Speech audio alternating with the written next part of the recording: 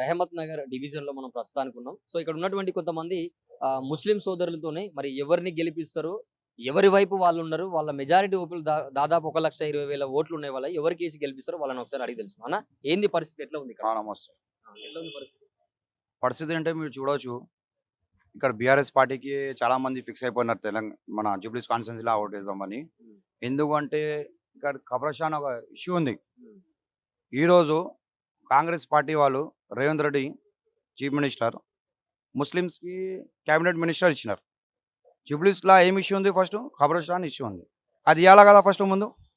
మీరు ఎప్పుడైనా ఇవ్వచ్చు. ఈ 2 సంవత్సరాల్లో మీరు మినిస్టర్ ఇవ్వలే మీ వాడికి. ఉమ్, ఇప్పుడు జూబ్లీస్ ఎలక్షన్ వస్తే మీకు గుర్తొచ్చిందా ఒక ముస్లిమ్స్కి మినిస్టర్ ఇవ్వాలని? ఉమ్, మన అదే కబ్రస్థాన్ ఇస్తే అయిపోతాయి కదన్న. మన చాలా మంది కష్టపడిన ఇక్కడ ఒక మన కబ్రస్థాన్ తాలూకుతోని ఒక కమిటీ పెట్టినారు వాళ్ళు, ఎతజాజ్ కమిటీ అని. చాలా మంది శ్రీరామ్ నగర్లో పెద్దోళ్ళు చిన్నోళ్ళు చాలా కష్టపడినారు వాళ్ళు. వాళ్ళకి మాట ఇచ్చిన కబ్రస్థాన్ ఇస్తా అని, కబ్రస్థాన్ ఇచ్చిన కూడా పొలగొట్టేసిన అని చెప్పినారు. మళ్ళీ ఇచ్చేసి అయిపోతాయి కదా.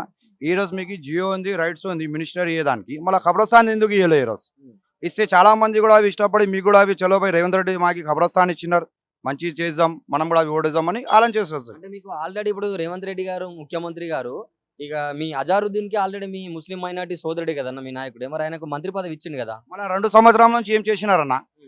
2 సంవత్సరాల నుంచి ఏం చేసినారు? మన అప్పుడే ఇవ్వాలి కదా. ఇప్పుడు జూబ్లీస్ బై ఎలక్షన్ వచ్చిందని మీకు గుర్తు వచ్చిందా మినిస్ట్రీ ఇవ్వాలా అనకి అని? ఇంతకుముందు ఏం చేసినారు? ఎమ్మెల్సీ ఇచ్చినారు, మళ్ళీ ఆగుడావి కోర్టులో కేసు నడుస్తుంది. ఆగుడావి ఇచ్చి డమ్మి చేసినారు అంతే. మళ్ళీ వాళ్ళు 6 మంత్ల అట్లా మళ్ళీ దిగిపోతారు.